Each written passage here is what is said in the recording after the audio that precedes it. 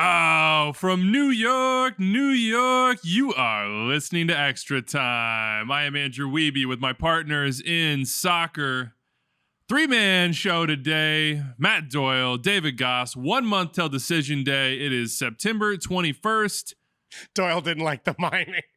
It's now October 21st for decision day, so that is 1 month. David was running the three-man weave. Yeah, right there. Was he? Passing the ball. You don't want to give it up? Going straight to the rack? Doyle got the ball. He just pulled up for three in transition. It's the drill. Come on. Statistically, it's the most effective Move the shot. ball. Move the ball. Big show coming up today. We've got 4 more playoff clinchers. FC Cincinnati do not stand alone. St. Louis, Orlando, Columbus, Philly. They got the X next to their name in the standings. Nobody has the officially eliminated designation yet. Perhaps in our hearts. I see you, Shouldn't Toronto. use X for elimination. Yeah, that's what I was thinking too. What do you have, like a check to get into the playoffs, or I guess P? That's weird. Yeah, no, I think we're just sticking with the way we go. I think it's an E. Don't they get E, eliminated. We don't got to They put an reinvent the E wheel next here, to all right? All right. We're going to dig into Messi's non-injury injury. He came out in the 35th minute, 37th minute. He and Jordi Alba didn't make it through the first half of another Miami win against Toronto. Examine some slap fights around the playoff lines in both conferences and look ahead to Matchday 34. Got squad pick coming, Golden Boot update. A lot of trash talk from Dave in the group chat about how he gained ground. Felt like a good midweek action for me. Yeah, so we'll see if that instinct from you was correct and hit our games to watch. Let's start with the best thing we saw from Matchday 33. Take it away, Dave. Well, it was not your intro being in another language. I thought we were going to do a new language each show. No, that's not. I had one shot at that one, and after You're a Stefano said one-trick I did pony. it well, it was over. Yeah, it's like the George Costanza thing. Check mark. You walk out, you're like, I'm it. That's it. Yep. We're good. Okay, so the best thing I saw was St. Louis being the first team in the Western Conference to clinch a playoff spot as an expansion team. So congratulations to St. Louis. Congratulations to St. Louis fans. Obviously waited a while for this team to come into this league, for this team to exist, to have the success they had off the bat. And even like this week on a Wednesday night one, I thought the game against LAFC was fun, high pace, what I want to watch, but also like my wife comes in and is like, oh, that's cool looking. Like, where is that? Right? Like they have created, I think, top to bottom, one of the best markets now in MLS. And that's really quick. So MLS Next Pro, they had almost 10 grand, right? 10K? Yes. 10 grand. That feels like, I don't know why I said it that way. Yeah, it didn't make any sense. I think they at all. actually broke their MLS Next Pro record this month again. They had over 9,800, I think, at a game. 10 grand. 10 grand. Yeah. It's a candy bar. I really don't know where that one came from. But yeah, I mean, I'm with you on that. And look, and you're saying that about a game that was scoreless. 0-0 against LAFC. But like Their first scoreless draw of the year. Ooh. St. Louis City. Yeah. And you're talking about MLS Cup holders. You're talking about a team that went to CCL final, LAFC, coming into your building. And so I thought they played well and did some of the things that I was asking to see from them that I didn't feel like I saw in that last KC game, didn't see in Leagues Cup. But no matter what, we were talking about the numbers before. On points per game, they're almost right at the line for LAFC for the greatest expansion team ever. Or at least points number. Yeah. 57 is the record that LAFC. And they are on 50. Yeah. So they're on 1.67 points per game. LAFC finished on 1.68. So even if you want to talk about our preseason predictions being wrong or anyone's preseason, like, Who would want to talk about that? no one would. Putting in context, we have seen some really good expansion teams over the last 7 years. We've seen some that have struggled, but Nashville did really well right out the gates and not in this category. Atlanta did well right out of the gates, not in this category either. And so it's, I think, a big deal for this team that chose a slightly different model, but had a long-term vision, right? Fan and Steele and Bradley Carnell were hired over a year ago. MLS Next Pro, they played in before they were a team. They opened up their academy 2 years ago. They've done a lot of really good things. And so I think for it to work is exciting because this is a copycat league and the next expansion team is going to do their tour and they're going to go to all the stadiums that are good as the fire alarm goes off. And they're going to go to... That's a good sign for St. Louis, the fire alarm corresponding with this conversation. They're going to go to all of the front offices. And I think there's going to be a lot that you take from St. Louis that was successful. I'm just trying, there's an announcement coming through. I'm just trying to make it out. St. Louis City 22-point font. I think that's what I just There you go. think. That's a good font. Might have heard that. I mean, look, it's been an amazing season. I think Bradley Carnell is the coach of the year. And there's reason to celebrate. And it's also, in my opinion, a team that's not yet the finished product. And that's what Bradley Carnell has been saying lately as well, with Klaus coming back, trying to reintegrate him. Joachim Nielsen hasn't played at all really this year. Shut out in the last game. Joachini still working his way back, so he didn't start. That's a guy who scored double-digit goals for them. There's progress to be made over the final 4 regular season games, and it looks pretty clear at this point. Because LAFC were not able to narrow that gap, Seattle did. It's now 5, that St. Louis likely will be the number 1 seed in the Western Conference. Can't crown them yet, but unless they collapse, they will have that. Doyle, best thing you saw? Sorry, Anders was talking in my ear, making, I think, Denny Green references. Nice. Yeah. Say that again. Best thing you saw? Best thing I saw this weekend was Cucho's hat trick, or this week on Wednesday night was Cucho's hat trick. He has elevated his game in the absence of Lucas Zelarayan. And part of this is, I think he's getting on the ball more in spots where he is able to run at defenders. And for most guys, running at defenders pretty constantly is not the best idea. I think a lot of players tend to be overconfident in their ability to eliminate players that they're facing with the ball. Not Cucho. Getting him on the ball in those spots and putting him into position where he can use both his technique and his explosiveness, his athleticism, has been very, very good for this Columbus team, who are playing better overall with Cucho getting more of the ball. And what we've seen now for the past few weeks is that even though Zelarayan has left, Cucho is actually more of a goal scorer than he was in the first part of the season, which is weird when you think about it, because you would think when Zelarayan was here that he was the number 10, he was a chance creator, but it wasn't. Cucho was actually that guy pulling the strings, but now even as he's getting on the ball deeper, he's getting into goal scoring positions more often. It's just the way that Wilfred Nancy has drawn it up with, the sort of the wing backs both playing higher, and Darlington Nagbe and Aiden Morris being so dynamic with the ball coming out of central midfield. Cucho is one of my favorite players in the league to watch. I just love the relentlessness with which he plays the game. And so for him to have broken out now over the past 3 weeks, our good friend Liam McHugh on MLS 360 was trying to talk the guys into putting him into the MVP race. I'm not sure I'm there. But MLS Gone Wild hit us up, said make your case for Cucho winning MVP. How about just to get in the top 3? Top 3, I think it's still Lucho number 1 by a mile for me. Almada, Hani.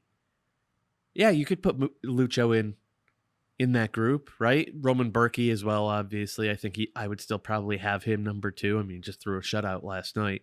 But there's no, I would not be upset if at the end of the year we had a 3-man ballot and he was one of those 3 names, because he's playing that well. And with Zelarayan leaving, more of the game has been put at Cucho's feet, and he's responded to he's responded to the pressure. Yeah, I think one of the things we've seen, you mentioned Zelarayan leaving, you weren't sure what would happen, is you just want Cucho to touch the ball affect the game as many times as possible. That happens.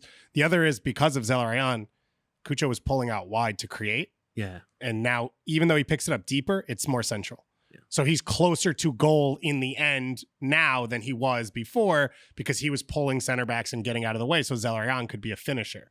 And Cucho now is just doing both himself, and he's capable of it. Not the only reason, he's got 7 goals and an assist in the last 3 games. 2 hat tricks in 3. So yeah, if he can get in the MVP race, because down the stretch here, if he continues if he does that over his next 3 games as well, and if they finish second in the East, 1 goal and 7 assists in the next 3, and if they finish second in the East, there's a good chance they might finish second overall in the league. That puts you on an MVP final ballot. So he has a chance to get in there.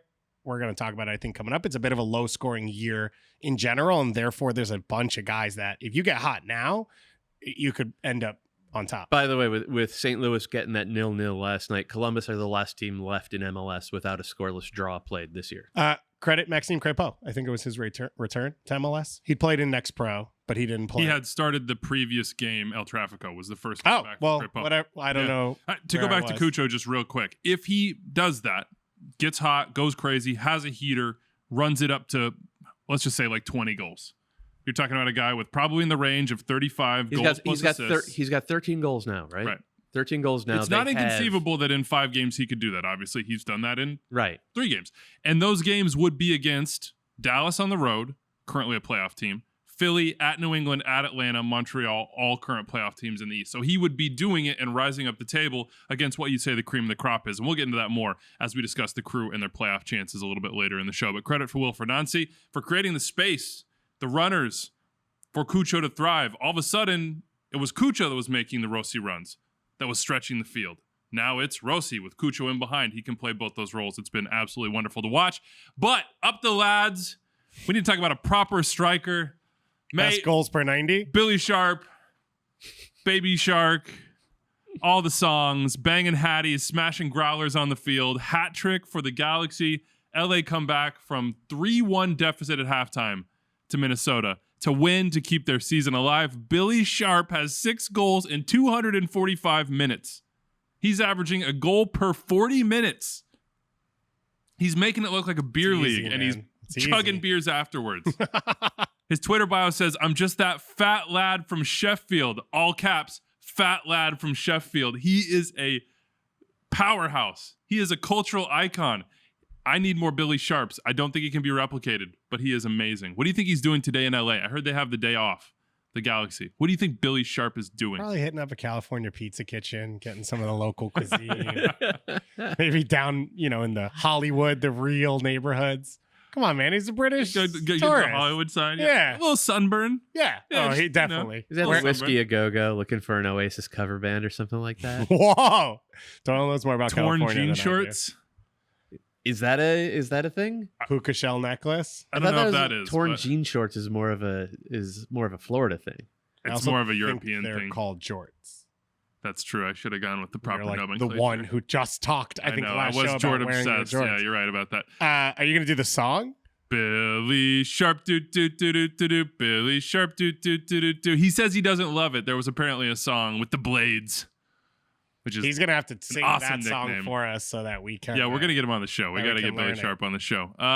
So I would say while I watch MLS when it's live because there's a million games going on, I have the app open, checking the scores to see if I want to pop over to other games. By the time we got to the second half of the last games, it was only Portland, San Jose, and Galaxy, Minnesota. At halftime, Minnesota's up 3-1. So I put my phone away and I just I'll watch the end of the Portland, San Jose game. I'll get up tomorrow. I'll see what to watch. And I woke up and some members of the Galaxy PR staff had texted me 5 times, and they only text you when they're good. So I didn't even look. I was like, no way. And I just went and watched the replay of the game without checking my phone. Watched it all happen and then opened my phone up. I've got my notes from MLS wrap up here. MLS season pass. We have all the highlights, everything you need. I have LA Galaxy equals done. Worst result of the night. That was when it was 3-1 in the second half. I walked upstairs. By the time I got upstairs to go to the studio to prepare for the show, it was 3-3. Billy Sharp was going wild, and then Diego Fagundes scored his first goal for the Galaxy to win it. And if you didn't Their watch, season was over. If they didn't win this game, done. And also, if you didn't watch, Cucho scored 2 penalties, but over the course of this run, we talked about the space he picks up, the movements.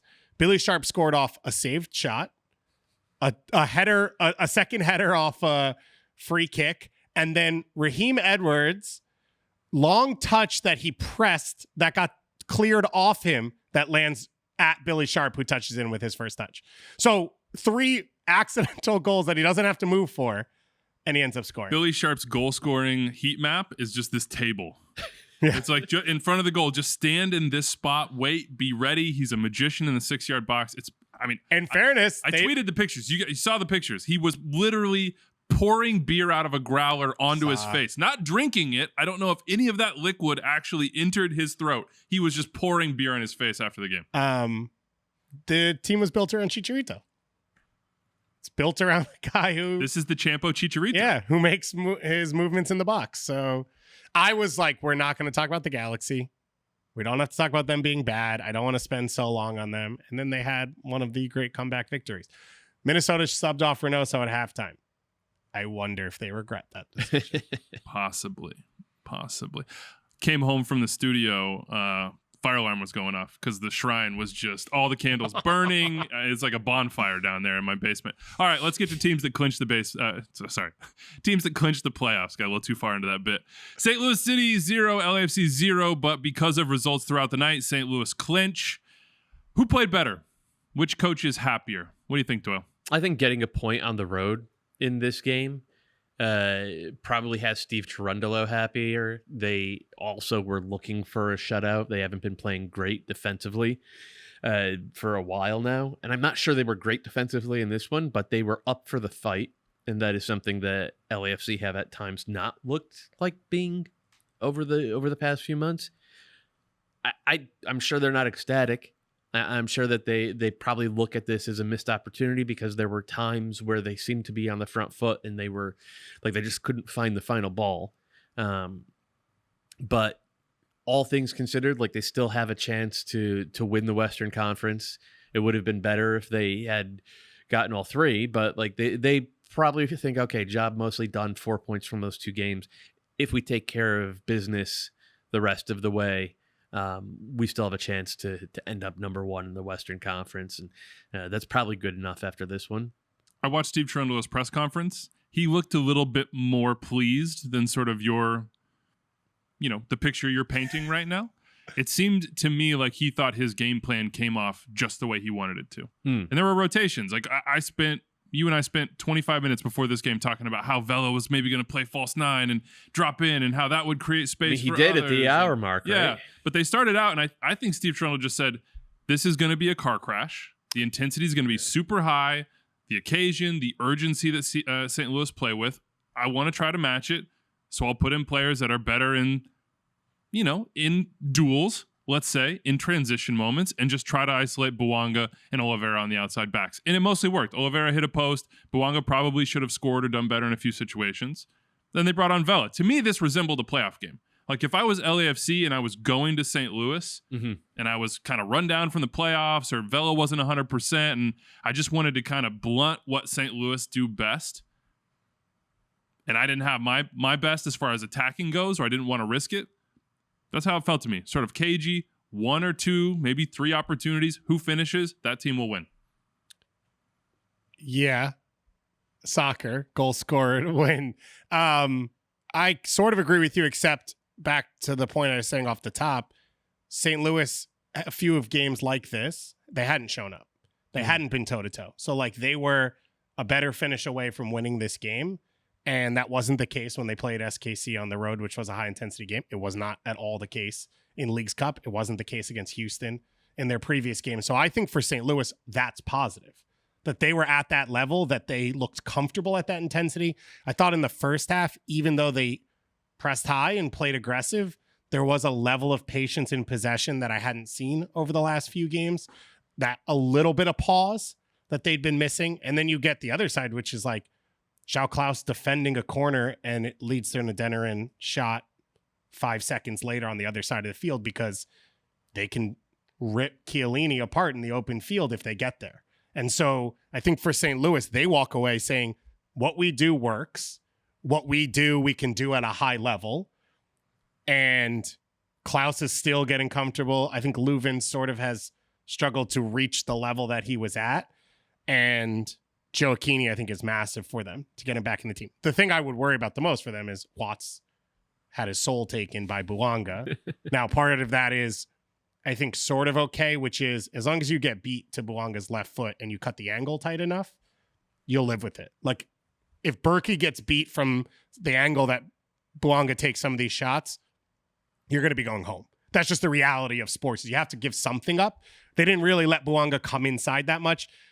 I thought they brought help a little bit late, and so that's something you'd work on or hope that maybe you have an option. Maybe it's Nerwinski, that's not Watts, that can stick with Bouanga a little bit better out there. But he does that to every player in this league. Like Dennis Bouanga is probably the best 1v1 player in Major League Soccer. So I think St. Louis walks away from it happy with what they did, pleased with some of what they put together.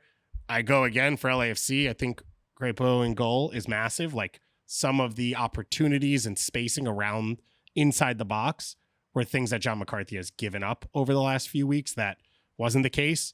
But I feel like if you're St. Louis, you walk away happy. Now, it's 3 straight ties now for them, but the last 2 were on the road. So you come home, you play the reigning champions. I think you play them toe-to-toe, and now you can go into any matchup for the rest of the season with confidence. Do you have any thoughts on the Diamond? Because they haven't played the Diamond a lot this year. Yeah, I didn't think they were that dangerous out of it, and I'm curious. So then Joe Keeney comes on, and he played at the point of the Diamond at the end, and I thought he was somewhat dangerous, but it felt like then Klaus came off the front line more, and it was making runs out of that spot. I'm curious to see if Joe Keeney's healthy with the way Adeniran has played, how they're going to set them all up. Because I don't know that the personnel that was out there to start this game is your starting team over the next 5 games with everyone healthy. Isn't that the challenge that Carnell's trying to figure out right now, which is who fits with Klaus? Because the team was not fundamentally different, but sort of the starters and the standouts were different. Yeah. Adeniran, Aziel Jackson wasn't really a piece that they were using regularly within that team. Even Joaquini hadn't yet sort of leveled up, though he and Klaus at the end, before Klaus got hurt, had built some chemistry. But that's the challenge over these next 4 games. Like, what's the best starting 11? Like, the urgency being back is huge because that's what we saw from the jump for this team. It's how they won 5 games out. Klaus is pressing, the rest of the team being crazy and hungry and ready to go and then ready to spring to goal at a moment's notice. But then it's the chemistry, right? It's that chemistry because Klaus has been out. Yeah. He just hasn't been there for him. But an interesting match and one I think has potential playoff implications. These two could meet, but almost certainly... Well, I can't say that. I'm looking at the Western Conference standings. It's an absolute The standings toss-up. are kind of wild. Maybe do you read anything into the fact that they're now 4 winless, 1-6, and that they've been playing below 500 ball essentially since that start in March? If you cut off March, right, from April 1st onwards, in all competitions, I think St. Louis are 11, 14, and 4. So I did the math. Can I just throw this context in on top of that? So 4 of those are on the road.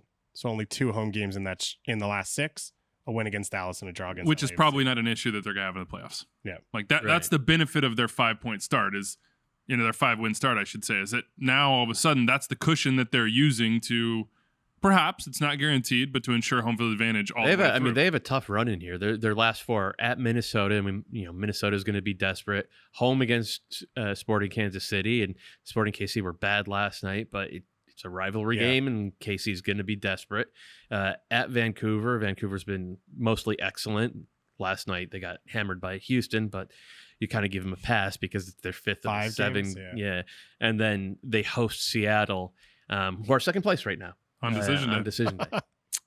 Yeah, I mean, this is the test, treat right? that you didn't see coming when you put that schedule together. No, not at all. Not 1 at versus all. 2 in the West. That might be a potentially. coronation for the Sounders, but maybe it goes the other way around. Or maybe it is. Maybe the Sounders can make it all up. So go ahead. I cut you off. Yeah, so I did the math because I just was curious. If you took the first 5 games out and St. Louis fans are groaning already. Like, you can't cut those out. We won those games. I completely get it, but I just was looking for context since that hot start. The best team in the West would be Vancouver on 38 points. Vancouver have at least 2 games in hand on most, 1 game in hand on the 2 teams that would be tied for second in this updated table, which would be Houston and RSL. So this is basically form, 37 points. Then there's St. Louis in the same grouping as Seattle and Portland. Then San Jose, LAFC, and Sporting Kansas City all on 33 points. So outside of those first 5 games, I think what you're seeing is that St. Louis are a good team, a playoff team. Well, they're equal to everyone. Yeah. I mean, they're 3 points behind who you're saying is the best. Which probably says more about the Western Conference than it does St. Louis. Well, it doesn't matter. You took away the 5 games they won to prove that they weren't as good as they look. I actually think this proves that they've mostly been average since then. How is average? That's average. That's playoff average. Playoffs are already above average. We're giving them credit. They got all the credit in the world. It's been a wonderful season. I don't know, man. This feels like you went out to do gymnastics. You came out with the wrong answer, and now you're just... Does post-Leagues Cup make a better sense as a cutoff, or is it just like you throw it all out? Well, throw it all out. What are we throwing out? I mean, they are the number 1 team in the conference. For sure. We agree with that. And they have earned that over the course of the season, but we all kind of understand that coming into the playoffs, the goal is to be on a good run, right? Rounding into form. Okay. And like, it feels like the opposite right now for St. Louis, does it not? I don't know that I would say that. I think over the last few games, I feel like they've started to play better, and I think a lot of that is also with Klaus back in the team. I feel more confident about them today than I did 2 weeks ago. I agree with that. So they're in that way, I think they're moving back in the right direction from where they were around Leagues Cup. But Leagues Cup was a low for them. The other thing is that the pack, if you're trying to find ways to sort of delineate, to separate, home field advantage is a 100%. huge one. And St. Home Louis's field record advantage at home is very good. and avoiding the other, like there's a break. There's going to be a break, I think, from 5 down. So fourth place is going to be in a tough spot because that's going to be a tough game. But like there's a decent chance Dallas limps over the line, and that's who St. Louis plays with 2 home games in the first round. And then you're home all the way through. Yeah. So it feels like that advantage alone, I would say, as long as they're healthy and like not losing 5-0 going into the playoffs, I will probably feel confident about them. Wiebe, do you have any more heat on this? Because I kind of set this up because I've been looking at you on Twitter and like you're having a crisis. It's not a crisis. It's just, a little tit for tat with my friends in St. Louis. Okay. They're my new Austin, right? It's like we're just finishing well, out you were right about Austin, weren't you? I was right about Did you have Austin. a thing with Charlotte fans? Or did you waste a year? No, I think we all think the same thing about it. You wasted a full expansion season. No, I think we all think the same thing. Me and Charlotte fans are in the same place, which I'll get to in a while because Charlotte are dire. It's been absolutely awful. I would like to welcome any San Diego residents. This will be your straw man when you enter the league. Hello. That's a good one. That's a good one to have I might have to make a visit to San Diego just to have a little, face-to-face conversation with them. West aside, are the Dynamo true contenders for you guys? 4-1 over Vancouver. Would you elevate them into, we've sort of previously separated this conference into like recently St. Louis and LAFC and everybody else? Yeah.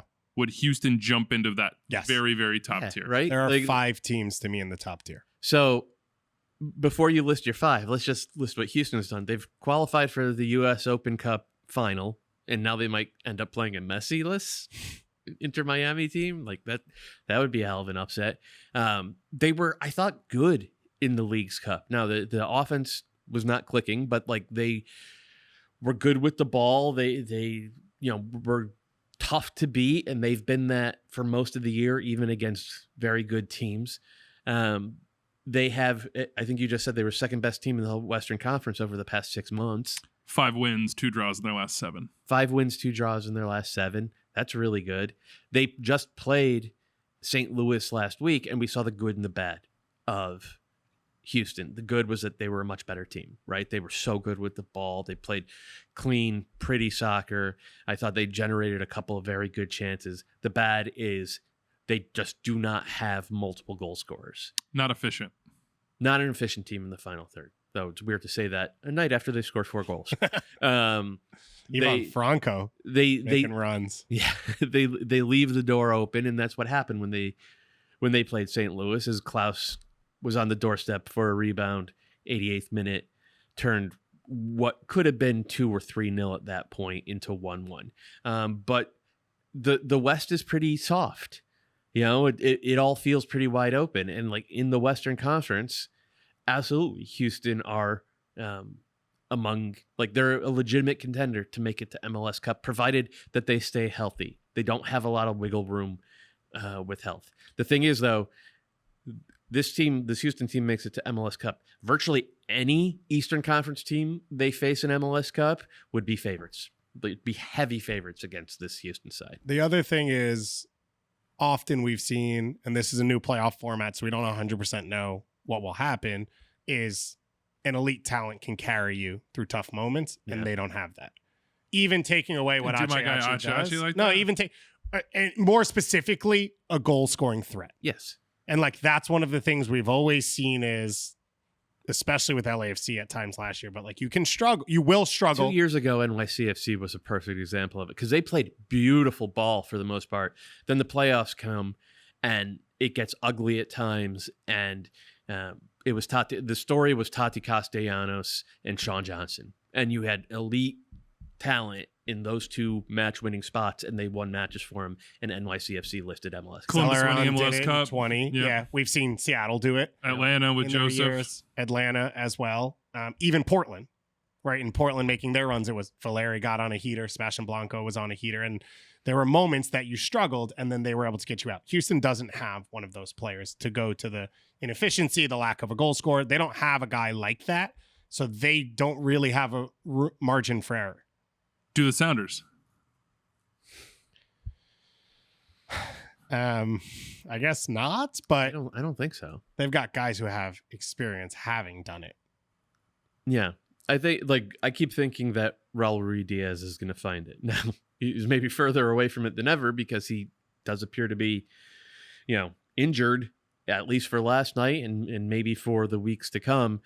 But if I was going up, and this is Corey Baird's been really good this year. If I was going up against Corey Baird in the playoffs versus going up against 34-year-old Raul Ruiz-Diaz, I would still choose Corey Baird. I would be more comfortable defending against on that. your team or to play against? To play against. Right. So you'd rather face Corey I'd rather Baird. face Corey Baird, yeah. Okay. And to add to all of this, by the way, is in a playoff scenario, I would trust Stephen Fry, the Seattle backline, João Paulo, all of that over what we have in Houston because they're battle tested.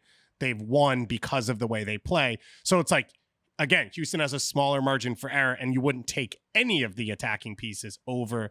I would even say Corey Baird and Jordan Morris. I get that Baird's in better form. Jordan Morris won a CCL. Yeah. I would take Christian Roldan over everybody. Who got a start, had an assist last night. So, Seattle would still come out over that one. Are they back? Anders is just repeating, we're back, baby. We're talking about the Sounders now? How do we get on the how Sounders? did we get that on sound? Oh, just because we're in the Western Conference, talking about the elites. I assumed you were I don't putting think them there. the Sounders are entirely back. I've been banging the drum for it's a veteran team. They're going to get fine down the stretch. They'll string together some results, and you should trust them. But now it's just maybe they're not a veteran team. Maybe they're just old. Yeah. So I need to see them. I need to see them flip the switch. There's 4 games left for them in this season. Mm-hmm. They still have a chance to win the Western Conference, and if they win the Western, here's a scenario. Miami sneaks in, Messi goes on a heater in the playoffs. Seattle, if that happens and you win the Western Conference, you're hosting MLS Cup. So it's I do trust these guys to figure that out. I'm not saying I'm picking them to win the West, but I don't think that they're going to be going through a malaise like what we've seen from them throughout this season. I expect the Seattle team over the next few games to rediscover their urgency and their quality. Asterisks. I mean, it's the Rapids, and I know they just beat the Revs, but the Rapids haven't won back-to-back all year. They've got 4 wins all year, so that's the context on which this win for the Sounders big rests night on. For Atencio Hive. I know. I was just going to say, he mentioned got old, but Josh Atencio was very good. João Paulo looked like he was dealing again. Yeah. Rusnak with the goal, making that late run. Leo Chu, head down, just somebody yell at me to shoot the ball at some point, and he found the net. Now, Jordan Morris still is not in the sort of form we saw earlier in the year, but all the pieces are there. The question is, will they all get put together? Over Seattle's last 7 games, they've played one legit playoff team. That's it. And they've only won 2 of those games. Yeah, they haven't been good. No. They aren't very good. Yeah. But Seattle has been bad in the past with a lot of these players, and they've won in the playoffs. We have an email here from Justin Gale. Is it time for Ruiz-Diaz to accept the role of super sub? When or if he comes back, his production's way down. He keeps picking up knocks. It seems hard to justify including him in the starting 11. Sounders fans out. Wow. On Raul Ruiz-Diaz. Anders wants the world to know that he is not yet out on Raul Ruiz-Diaz as a starter. I don't think I am either. I think the problem is then you play Jordan there full time, which I don't know that I feel is his best spot. And he was right out now. of gas by the 80th minute last night. And Eber, unfortunately, has just disappeared. Freddie Montero's 112 years old. Tough for you, Dave. They could use Sam Adeniran. I'll tell you that much. He smoked a couple guys for LAFC last night. Yeah. He's special. He got the jersey trade with Vela. Did he? Yeah. He's coming up, man. His goal per 90 is very, very good. It's entering last night, it was around 0.8 goals per 90, which was right up there just below Yakumakis. So that tells you he's an elite company. Let's dive into the crew. Sean, our friend in soccer, so says he in the email. Okay. From San Juan, which is tight. Are the crew the team that can prove the most in the last 5 games of the season? We already gave you the schedule. They clinched the playoffs for the first time since they won MLS Cup, and they're fun to watch, but are they a threat for a deep playoff push? What do you think? I think they're a threat for a deep playoff push. I think they're a threat to win MLS Cup. I think they can prove a ton over the final 5 games.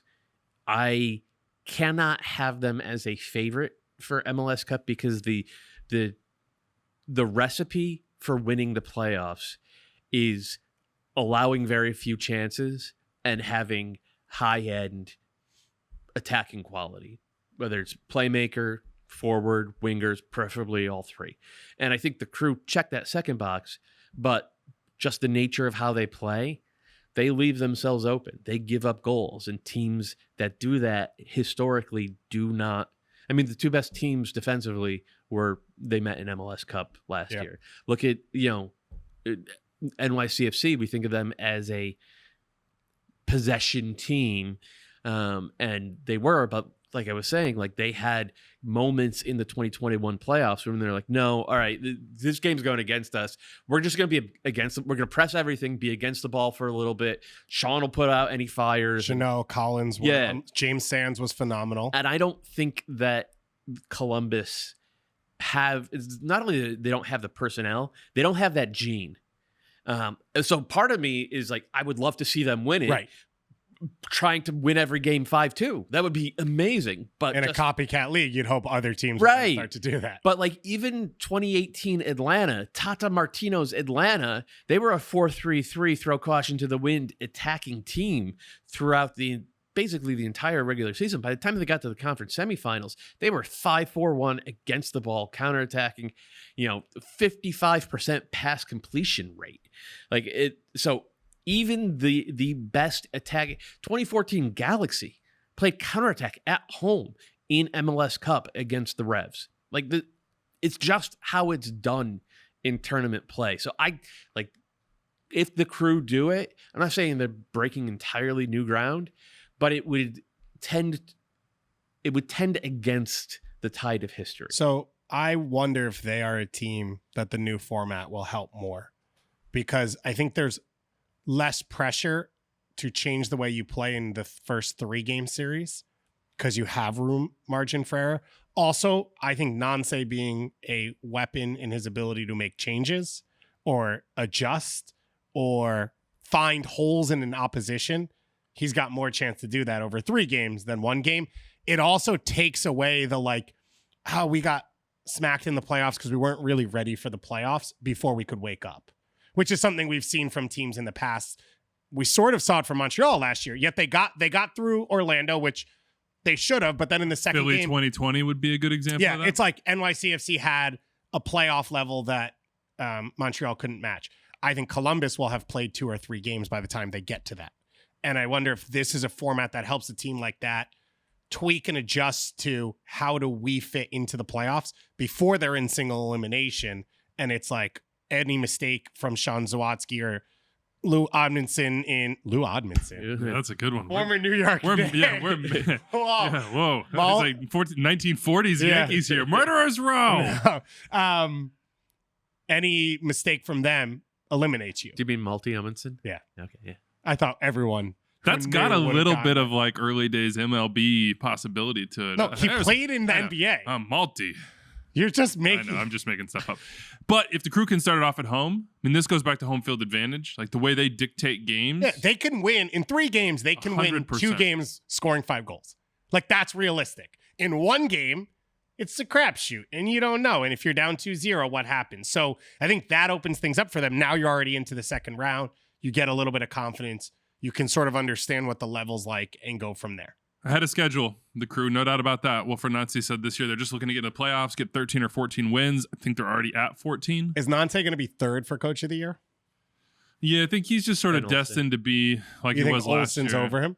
You think Noonan's in there? I think Noonan's probably second. Second, yeah. And then I think if Olsen's a good shout at 3. If you looked at the Houston roster ahead of the season and you looked at the Columbus roster and we said both teams are fourth in their respective conferences, you'd say, wow, Ben Olsen did some real work.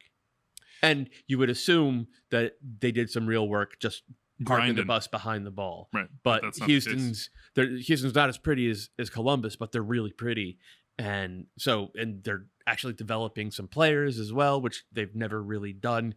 So I would say probably Ben. If Columbus finishes second, does that change? Or it's just if Houston's Cup finalist, top 4, that's enough? I don't think second. Probably enough. Yeah, I don't think second does it for you. Okay. It didn't last year for Nazi, so. Yeah, true. Quick thought on the Union. Give them their credit. We'll get into more of that game, I think, when we talk Charlotte. But do you think, is this really who the Union are right now? Sort of Jekyll and Hyde, not really at their best level? Or are they just sort of sitting around waiting for money time? Yeah, I think it's the second one. I think Philly's a club that has, over the last 5 years, pretty much the following year taken a step from where they were the previous year. So they've, gotten close in the regular season, then they get Supporters Shield. They got closer in the playoffs, then they get over the line, they get to an Eastern Conference Finals, they lose there. Then the next year, they get over the line, they make the MLS Cup. Obviously, they lost an MLS Cup last year, so the logical finish to that would be that they win. I think one of the learning experiences from that was we're not going to spend everything in the regular season. They put everything on the field last year. Remember, they were putting up 6 goals a game through the summer to try and catch LAFC for Supporters Shield. Now Bedoya can't play in MLS Cup because your oldest player, who is rock solid for you in the starting lineup, has like muscle fatigue injuries and isn't ready to go. And so while they aren't the game-changing subs I think we called for that they've added as depth, they are options that they can start and still get results in MLS games. So Damian Lowe got the start last night. Jack Elliott got rested in a game that they clinched. Was suspended. Suspended, sorry. He can rest while he's suspended as well. Jesus Bueno has been good this year. It allows them to rotate pieces in midfield. It gives them some optionality if they want to change the way they play. And they rotated both of the center forwards. They've brought in Tyberibo now, and Donovan's given them some stuff. So they're replacing Corey Burke up there. It's not perfect. Quinn Sullivan got a goal, but I think to rotate, to get the come from behind result at Charlotte, to be able to put performances on, like they want a home game. They probably want as many home games as they can get. That doesn't feel like life or death for Philly. It feels like be healthy, be going in the right direction when you hit the postseason, and then you can sort of figure it out. 15-5-7 across all competitions since losing to LAFC in the CONCACAF Champions League semifinal, soon to be CONCACAF Champions Cup. I had to say that before Wiebe corrected me. Yeah, it was right there. In the semifinals, mostly playing pretty good. At no point, I don't think, have they looked like the team that they were down the stretch, but I think they're probably okay with that. The big concern with Philly, I think in most big games against the best teams, they'll probably be at a little bit of a talent deficit. They'll never have the best player. Yeah. In those top 5 spots in the East, and we don't know what Miami does. And the other one is not to be mean, but they choked against LAFC. Not in MLS Cup, like that was an all-timer, but in CONCACAF Champions League semis, like they choked. They didn't show up for those games, and then they choked against Messi and Inter Miami in the League's Cup semifinals, which is like I think Philly went into the semifinals as actual favorites, and they were not able to see the job through. So that is starting to be a little bit of a thing for this team. And the other part of that, which I agree with you on, is then are they at a point where they've played full seasons for how many years that do the wheels fall off? And it's not like outside of Bedoya, it's not old guys, but you went to 2 Eastern Conference Finals, an MLS Cup. They were in CCL semifinal against America in 21. And then you won Supporters Shield in 20. Like, it's a lot of high intensity games. We saw what happened with Toronto and Seattle over the course of years. So I think part of the benefit of rotation is not just keeping legs fresher, but also making sure that things don't get stale. Yeah. And I think built into that is, we've seen a lot of 3-5-2 from Philadelphia this year. And some of it has been because of injuries and because of rotation and occasionally matchup. Like Jim Curtin, I think, likes to mirror Cincinnati now. But part of it, I think, is to make sure that there's another club in the bag, that guys are getting runouts different positions with different roles. Like, okay, Nathan Harrell, you're a wing back, but you're just gonna attack today, and like it's given Philly kind of a different vibe than they if had. Jose Martinez suspended for a playoff game, instead of just saying, Leon Flock, can you be Jose Martinez? You can play two in there now. Right. And have more protection and have a third center back, which last year in the playoffs, it was, can Jack McGlynn be Alejandro Bedoya, which was never going to happen. Now they have ability to change it if they have to fill in for one of those big guys. There's also, I think we talked about this a little bit, I think last night or maybe on Saturday. I don't even know. Yeah. At some point. Yeah. Like the window is kind of shutting with this group. So that I expect as, over the past 6 games, because they have games in hand on everybody, over the final 6 games of this schedule and then into the playoffs, urgency to creep in. And urgency with this team is good. I think if they have that, if they play like that, they can impose themselves upon the game and turn every game that they play into a Philadelphia Union style game. And then it switches where it's like, oh, well, maybe there's a little bit of talent differential, but it doesn't actually matter right now. And look, it's Jim Curtin's job to have it be urgency and not distraction for some of these guys, like Kai Wagner, who's in sort of a war of words of what has happened with his contract with the front office, or Julian Carranza to look ahead and think, where might I be going in this winter window, or anybody else. So they got the talent, they got the history, they just haven't gotten it done. Used him yesterday, man. Oh, well. Nice. Orlando City didn't have a spark in New York City. Lost 2-0 to NYCFC in the Bronx. Huge win for NYCFC. We'll talk more about that when we hit the Eastern Conference playoff line, plus talking that Orlando City Inter Miami match this weekend. It's been 45 some minutes. We haven't talked Lionel Messi's injury. Here we are. I was shocked that Tata started Messi and Alba. I was shocked. Why? Against Toronto, who are liable to just lay down, who have been awful this year. And awful cannot come close to describing this team on the road for like 2.5 years. It's been forever since they could leave the 6 and do anything. Lost 4-0. All the goals scored with Messi and Alba off the field. Alba left in the 35th, Messi in the 37th. Tata says it's day by day, and what the players tell them, as well as what the medical report says. I'm here for you. No chance they'll play on Sunday. That's Messi and Alba in Orlando. No chance, says Tata. Tata, quote, in principle, on Messi, it's a scar from an old injury that's bothering him. The image brought with him from Argentina was no muscular injury. We also preserved him against Atlanta because of that scar. I think it's exactly the same thing. It's not muscular, but I'm saying that more than anything because a talk I had with him. Maybe we need to be more cautious than what I'm saying. I was shocked they started him. Why? If the priority is the Open Cup final and you can slap Toronto without him, why risk him? It just like they were saying one thing, then they did the other, and maybe it was just Messi like, I'm playing, dude. There are... Me and Messi have not hung out in a while, so we haven't talked about this. There are some athletes who feel that if they warm up and get ready, that's already put their body through it, and they might as well play. Where it's like, I'm not dressing or I'm starting. And that there's a number of players who talk about that of like, if you flip the switch, now I'm on. Now, he came out 37, I think. So your point being, if he was on the bench, you wouldn't have brought him in. But if he was on the bench and you subbed him in, he would have played 30 minutes, right? Yeah. So the same thing probably would have happened if he came off the bench in the 55th or 60th minute. Now, if you were up 2-0 at that point, maybe he wouldn't have come on, but that's all they were, right? Farias scored right at the end of the first half. I think they scored 1. I mean, if you're up 2-0, you never bring him on. Maybe, but also at some point he has to play. He wasn't I don't know how much he was going to play this weekend because you have the Open Cup final next week. So it was now, or he comes out of Argentina and he doesn't play a competitive game with you going into the final for 2 weeks. So I think this was where they were going to play him if they were going to. I understand your point, which is this Inter Miami roster can get a result at home against Toronto FC without him. That was like the whole point of the summer outside of Messi. Busquets is playing. These U22 signings. Gomez is not. Gomez is not, but Gomez was not there. And he's injured. He was apparently there was passport stuff as well. They say he's recovered and back. Yeah. Okay. So he should be available, you would assume. Robert Taylor did a Messi impersonation over the last 50 minutes of this game. Facundo Farias keeps scoring. They didn't even play Leo Campana from the start. I mean, Joseph Martinez. Well, you have to play Joseph. Joseph's the starter. You told me No. all offseason. Then you No. told me again in this season. I don't know. If Joseph's I told the you guy. that. I drafted Leo Campana, so my actions speak louder than any words. Fair. That's a good one. What did you think of this game from Miami? Doyle, we don't have to relitigate all the Messi stuff. Like, it is what it is. He's hurt. We'll wait and see. Hopefully he's able to start in the Open Cup final just for neutral sake.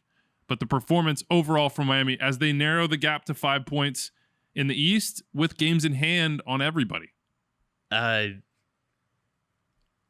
I mean, it was Toronto at home. You did what you're supposed to do.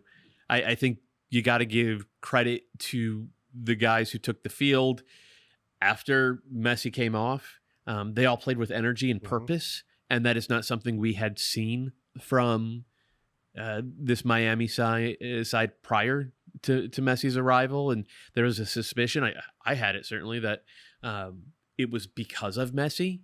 So the fact that they were able to look as good as they did, and they were dominant in that second half, to look as good as they did against this Toronto side, it's a good box to check. But like, this is the weakest team that they will face all year long.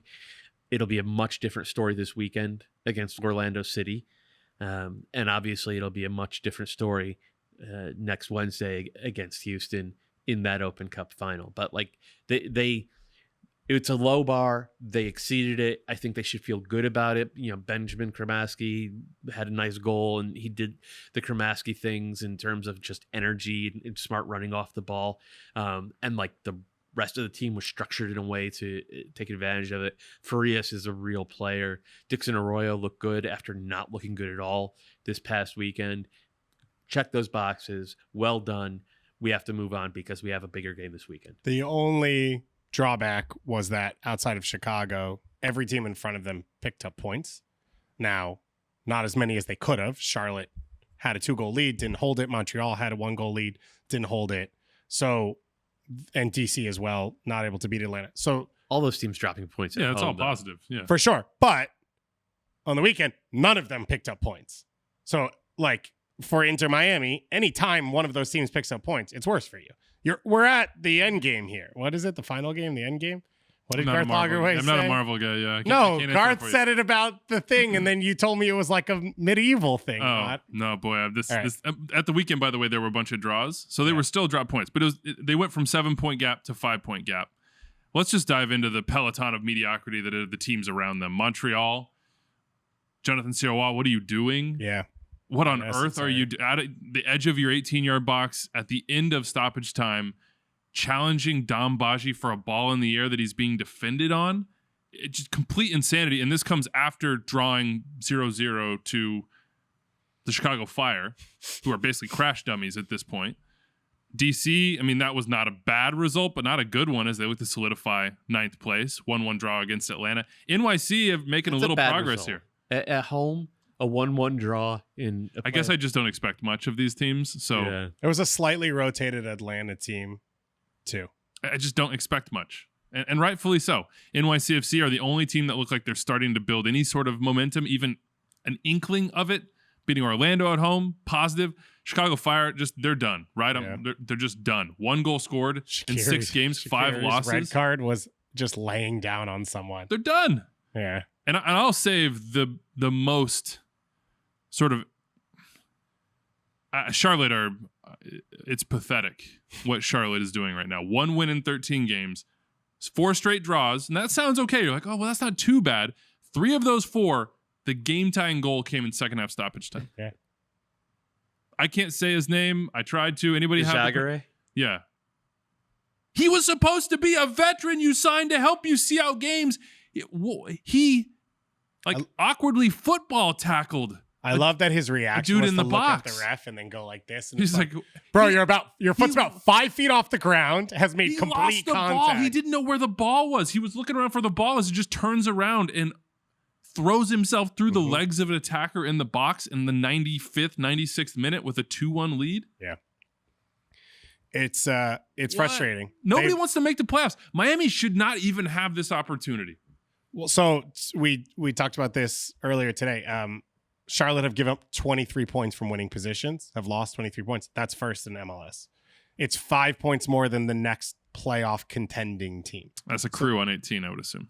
Yes, I believe so. Or yeah. There was a team in the West. Crew and Atlanta both are on 18, but there's another bad team that's it was like 20. SKC was in there. Yeah, Sporting Kansas City. So, but those are teams that are not going to make the playoffs, and that's going to go to the Charlotte conversation. And I think what's frustrating now is they seem to have solidified things defensively, and then it's a mental lapse at the end. And for large parts of this season, as many issues as they've had, individual errors defensively, where it wasn't structural, it wasn't fitness, it is brain fart mistakes and a lot of them are from Nathan Burns done it. That's a guy who's experienced, right? Like Bill Tuiloma has done it. A lot of it is from experienced players. And so they did it once again. They led 2-0. They had chances to. They should have made it 3. And that's where I think the frustration is. Capetti mainly, Swiderski a bit as well. They had the opportunities to put their team up 3-0 at home. Philly's not going to bring Carranza on at that point. Like, you have a team that doesn't really want to be there. You shut the door. You move on to the next game. And I think Charlotte fans will be frustrated by a lot of that. Clearly, you and Charlotte fans together. I mean, it's frustrating that, on one hand, it's thrilling that Miami and Lionel Messi have this opportunity. On the other, they should not have that opportunity. And you can look at all the teams, 5 teams ahead of them in this table, who are the reasons why that opportunity exists. Yeah, you're not going to get a lot of juice out of me on this because it's like, these are bad teams. And that's the nature of what's happening. And Miami put together a good team. And Miami started out of the summer break as a good team trying to chase bad teams. And bad teams don't get consistent results. That's like the nature of what's happening. And a lot of times, I was making the joke, we see games in hand and we're like, oh, well, the LA Galaxy have 2 games in hand. Well, they're second to last in the West. They're not going to pick up 6 points from 2 games in hand. They wouldn't be second to last in the West if that was the case. Now, at the top, that's different. When you talk about a Cincinnati or you talk about Philly or Seattle trying to catch teams, whatever. But like, we're all kind of amazed that DC United can't string together results. They wouldn't be 9th in the league. That's fair. And I was like going to use Portland as an example, but then it's like, oh my God, Portland aren't trash. Yeah. Like, but just for now. Like, they still could be, but at least right now they're not. Yeah. It goes back to what we've said. You have 7 playoff spots, then you have 2 fake playoff spots. Right. 2 play-ins. And, that's not that's not official in any way. That's just my interpretation of it. But, prove it, Eastern Conference teams that aren't Miami around the playoff line. Like, right now, you're proving the opposite, that you do not deserve to be in the playoffs. How about we go to the West on that side? Speaking of Sporting Kansas City, I have the biggest result of the match day going to Nashville, who go on the road and win 3-0 after winning 1 time in 9 games and scoring 4 goals during that time. Ugh. Well, just from Nashville, like, I do think that regular season form was something of an aberration for Nashville. I think the Nashville that we saw during the Leagues Cup is closer to the real Nashville. I think the Nashville that we saw last night is closer to the real Nashville. Now, not everybody's going to give Fafa Picault a wide open header like he scored on the first one. But they are, like, if you look at that Eastern Conference, like, yeah, Cincinnati's probably the best team in the East, but like, really it's a group of 7. And Nashville is part of that group. And if you look at the Western Conference, the Sporting KC have been one of the better teams in the West since that disastrous 10-game start. But it's not like they've been incredible. Especially at home, they've been good. Yeah. So this was kind of shocking in that regard because they were so helpless against Nashville. But it's not like they were tired. They looked so tired. You saw Polito coming off early. Peter Vermees' team looking tired on the stretch. Who would have thought? But this time they took the first month of the season off. Fair. It's not a shocking result to me. Like, it's a little surprising, but it's not shocking to me. And Sporting KC 3 weeks ago, we would have said, maybe has a chance to make a run here. They're still only 3 games below the red line. But Dallas have a couple of games in hand on them. Portland are playing well. They're 5 points behind San Jose in RSL. They're not going to catch Vancouver. They probably need to take 9 from 4. Yeah. Who below the line do you think has a chance to jump above now? Minnesota, Kansas City, Austin, LA are the only teams I have surviving, and Austin being in that category is honestly incredible. Portland was the big one, and they made that. Yeah, jump now they seem to be there. I wouldn't be surprised if Portland moved up another 2 spots. I think there's a decent chance they finish 6th in the West. I think ahead that's of right. RSL and San Jose. Yeah, I think that's right. Because San Jose and RSL is just, they're spiraling. I think of this group, Minnesota is the one that is likeliest to peek their heads above the line. Timu Pukki getting a goal last night helps them. Reynoso, I know they had to take him off at the half, but he's been playing like an MVP caliber when he's been on the field. Bongi finding goals like it's Leagues Cup. Is Ludd done? We had been told originally that he was going to come back at the end of the year. That's gone. Yeah, they put him. Ending, yeah, he's on season ending. It's the Gregush field show for the rest of the way. I still think that like the 4 goals they gave up, that was bad. Yeah, I don't think they're a bad defensive team. They're not great, but they're not going to do that again. So I honestly expect Minnesota to finish above the line in the playoffs. I don't know whether it'll be RSL, San Jose, or Dallas dropping, but it's going to be one of those 3. Yeah, Dallas can defend. They just can't score. RSL handed them some goals. That was very convenient. It's bad for RSL. Yeah, RSL are in a bad way. The form has evaporated. It was so white hot there for a while that you thought it would last forever, and inevitably, they will be an interesting offseason team because new ownership came in, and I think correctly slow played. Assessing what they were and how to add. They added a lot this year. They've got a lot of overlapping parts as well. 100%. And they have a lot of medium parts that if they're on contract, could you flip them where they have more value to another team than to you? If not, can you go out and add? I mean, Marcelo Silva now at this point, I think it's proven that pairing specifically doesn't really work. And that's a position where teams have gone out and found decent TAM level players or spent TAM level money poorly and not signed decent players to see if they can sort of get in that conversation. But I think RSL, it's just tough because of the momentum and how good it felt for it to all fall apart for them. They've got Vancouver at LAFC, SKC, Galaxy at Colorado. So it's doable, but it's a lot of they control their own destiny. That doesn't seem positive. Just looking at this stretch run, I think Saturday might be like a must win for them against Vancouver. Yeah. All right, let's dig into Matchday 34. Dave, you know what time it is. Go to MLSsquadpick.com to play, or you can click the link we tweet out for MLS Squad Pick. Join our league. Join the official Extra Time League. Use code EXTRA to join. That's all caps, EXTRA. You can pick 5 players for your squad. If they all score in the same match day, you win, which never happens to us. You can win a free jersey, $160 gift card to MLS Store if all your players score. And each round you play gives you 1 entry for the $10,000 grand prize at the end of the season. You didn't have to predict a goal score to get entered for 10 grand. Yeah. You just have to play. I knew 10 grand was coming.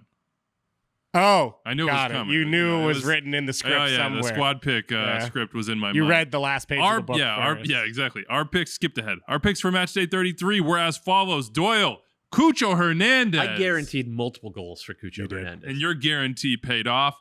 Dave, Julian Carranza, no start, unlucky for you. I think had an assist. You were on the right path. Had an assist. So 1 for 2. Timu Pukki, Minnesota, finally paid off for us. Got the loon. Feel good about that one. Stefano got Facundo Farias, so that was a good pick here. And then we went Denny Bawanga as a squad pick and didn't hit there. But 3 for 5 is our best showing so far. We are just a little bit above the average. So on the weekend, everyone got it wrong except me. And midweek, everyone got it right except me. I'm an outlier. Well, wow. You could say that we all got it half wrong by agreeing to Denny Bawanga with you. I think I pushed that. You did push it. I was trying to give you an out. All right. I'll take the back seat on this one. Okay. Let's make our picks. Who you got? David. Am I going first? You're going first. Wait, I think I have a really bad pick that I want to make. So hang on. I'll go first. Georgios Yakimakis. That's a good pick. Yeah. They're home against Montreal. I feel pretty confident in landing that one. Solid pick. Let's see then. I am going to go Felipe Mora, Portland Timbers hosting the Colorado Rapids. Good one. I'm going to go with Bakrar. I like that against pick. Toronto at home. I like that pick. Yeah. You think Rodrigo Santi will let him take PK? Santi, if anyone didn't watch, he had his PK save, Bakrar scored, and then Santi gave him the biggest hug in the corner. It'd been 17 games for Santi, so that was like the slump buster. And Yeah, it didn't work out for him. No. Let's see, Doyle, you've been on a good run here. You want to take the fourth pick? Billy Sharp. Huh. Stop. I share that one with you, Doyle. Billy Sharp. All right. What's So our here's squad my pick? dumb one that I want to say. Miazga is suspended. Swiderski's been in good form. But Charlotte going to Cincinnati feels like a bad one to pick. I think if That's you're a going to no pick from someone me, from dog. that game, it's Bupenza. Yeah. Yeah. Against the horrendous Charlotte backline late in the game. Yeah. I'm down for Bupenza. Do we think, I guess we've tried the LAFC thing a couple times. I tried Philly, but it feels like there'll be goals in that game. The other thing I'm looking at, Chicago's been horrendous defensively lately, They're but home. the Revs on the road are not a good bet. Yeah. Who would you even pick, Veroni? Chonkalai? Probably yeah, Chankalai, or Heel. Yeah, heel from the spot. Yeah. We're predicting penalty kicks. Yeah, no, I mean, honestly, against this Fire team right now, it's horrendous. Pookie's getting goals. Yeah, It's been a Pookie party. Yeah, it was a very nice finish. We got to stop by picking Tim Minnesota Pukki. players. Yeah, no, we're out on the loons. We're out Okay, on the so loons. who did All right. we add as our fifth? Upinza was the pick. Okay. All those agree say aye.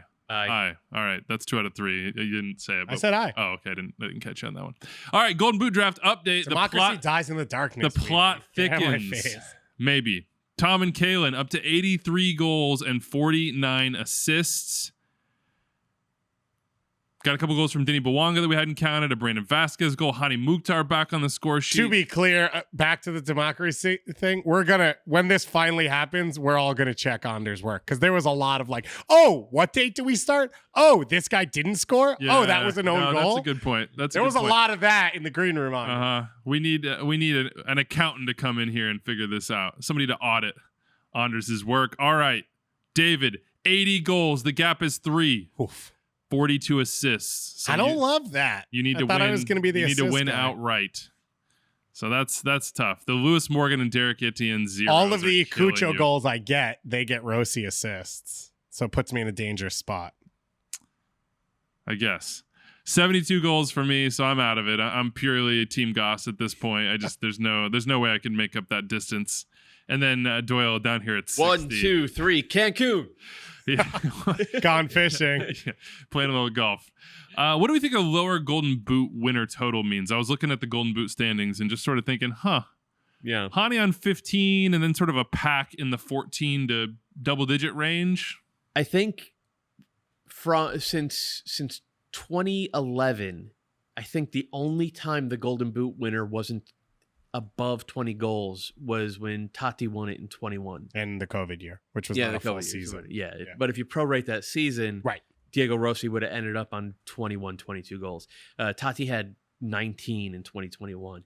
2021 scoring was down from the recent high was 2018. I think it was 3.2 goals per game. Of course, Joseph had 29 goals that season. 2019, it was above 3 goals per game. Vela had the all-time best season, 34 goals. Zlatan had 32, I want to say, that year. What a nutty season. Joseph saying that also out had, loud. Joseph also had 30 goals that season, I want to say, somewhere around there. Scoring this year is down to 2.69 goals per game. It is the lowest it has been since 2013. It was 2.64 goals per game. In 2013, that was at the tail end of this era from really 2008 to 2013 when scoring had been very, very low. The all-time lowest season is, I want to say, 2010, which it was 2.46 goals per game. Like super, super low. MLS has, as the league has gotten more attacking talent in goals per game have gone up. As for why it's dropped off a cliff this year, I'm not sure exactly, but I feel like there's just like a weird number of star attacking players who have gotten old or gotten hurt. Raul Ruiz, Chicharito, the guys in Toronto underperforming, Chicago being a disaster again, Joseph not being the guy he was. Even last year, Joseph had 12 goals. If you put 12 goals into this Miami side, it's like they're already over the line if he was as efficient in front of. So it's just been like a weird herky-jerky year, and it's going to lead into an off season where a lot of the teams I just mentioned, who are the biggest spending teams in MLS, are going to be making significant investments, specifically in their attack. So I think that will be, I think 2024 will be a different and better year in terms of attacking soccer.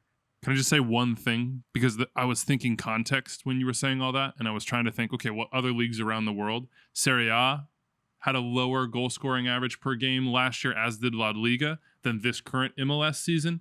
Premier League was about 0.2 goals per game better than what we're seeing this year in MLS, and the Bundesliga was more than 3 goals a game. That's where the goals get scored. So if you're thinking, oh, MLS is super low, well, yeah, actually with the top leagues in the world, it's sort of in the middle. Yeah, I would say so. I think all of what you said makes a ton of sense. I would add in on top of the older star players that have gotten hurt is I think the other side of spending has gone younger. So there's less consistency where when we talk about Vela and Joseph, they were in their prime players. Yeah. Javinko as well, Josie when he was in Toronto, Ladero when he got to Seattle, like guys like this that created goals or scored goals or teams were built around. Chris Wondolowski when he arrived in San Jose. Absolutely. Well, and look at who the best goal scorer in MLS is this year. It's Giakoumakis on a per minute. Like this guy's scoring a goal every 100 minutes. Right. Yeah. This guy's scoring a goal every 100 minutes, but he's been injured. He's missed. If he was at 2,000 minutes, he'd be at 20 goals. Yeah. You know, so it's been an interesting kind of weirdly. And the other thing to bear in mind throughout all of this, MLS was at its peak in goals per game, recent history, in 2018 and 2019. So was La Liga. So was the Premier League. What happened in 2020? COVID. Like goals plummeted worldwide. For whatever reason, goals per game plummeted worldwide during those 2 COVID seasons. And I think teams have had trouble sort of moving past a generation of players or like integrating a younger generation. And we see it with the national team too, right? Like if you look at the 01s through I'm talking birth years here, the U.S. national team, the 01s through the 03s, excellent. A ton of attacking players who broke through early, played significant roles.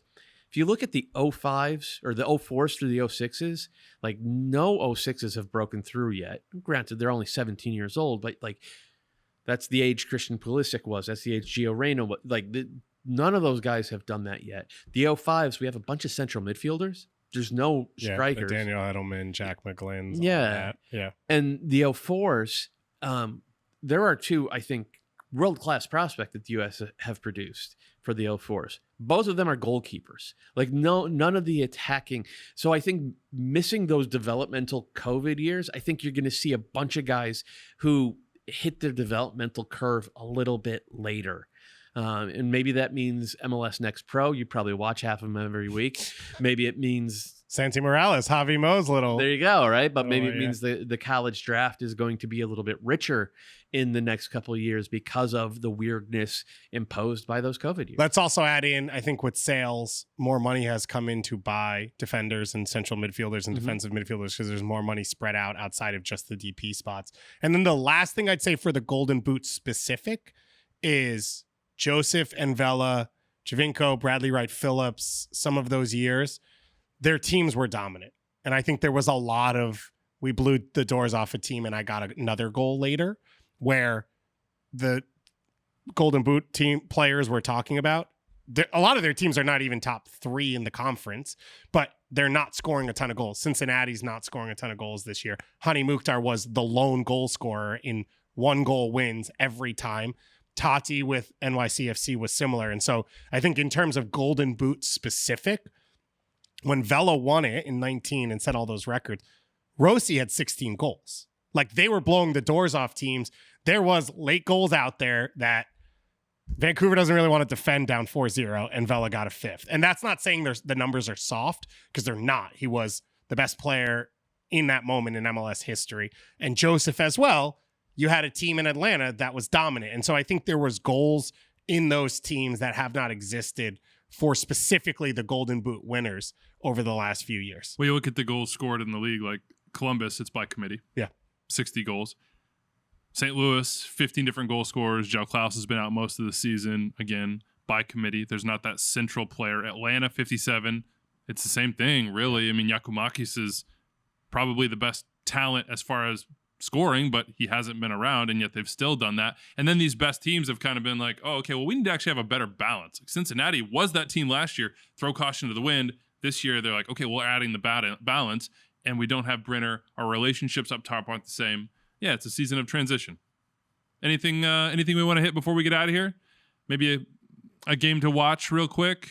Sentence. I'd throw KC Houston out there. I think big playoff implications. Kansas City season probably in the balance. Yeah, it feels like match. it. Houston has Open Cup final on Wednesday. Yeah. So it's a Good timing for Kansas City. Good but it's timing. like must win then. Yeah. Philly versus LAFC. It doesn't have a ton of importance in the standings. Like obviously Philly and LAFC are both trying to climb and 3 points, but just because these are two teams that nobody would be surprised if, we see them in MLS Cup again. And I think Philly needs to get this out of their heads and like actually get a win against LAFC in this game. And with LAFC coming from St. Louis midweek to Philly, you have to think Philly's starting the starters and trying to annihilate them. Yeah. Like they have to, as you said, this is the chance to put it out of your mind. I have Atlanta, Montreal. Atlanta, I was impressed by over the course of this week. Not as much against DC, but over the course of the week, 4 points. Very good against Miami. I think there's a lot of good things going on for them. I'd like to see them continue in that direction. For Montreal, they didn't get, in 3 home games, they didn't get a win. I think they are better against the ball. So I'm curious now as they go into some tough away games, can they sort of find their feet as a team you don't want to face in the playoffs? They're not going to be an MLS Cup contender. They're not going to make it to MLS Cup this year. It's the start of a new rebuild. I think, can you find some confidence?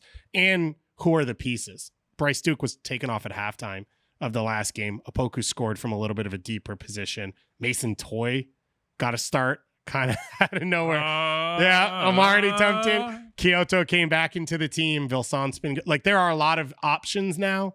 Can you sort of solidify around someone? And if anyone's celebrating Gamar Hatima Tova, have a good fast. Yom Kippur on Sunday. Matchday 34. That's Coming what up we this call it weekend. too. 2 games on Sunday. That's what my rabbi always calls it. Matchday 34. Exactly. Oh, boy. All right. We're out of here. Thanks for listening. We'll be back on Monday. Wrap it all up for you. Enjoy. Adios.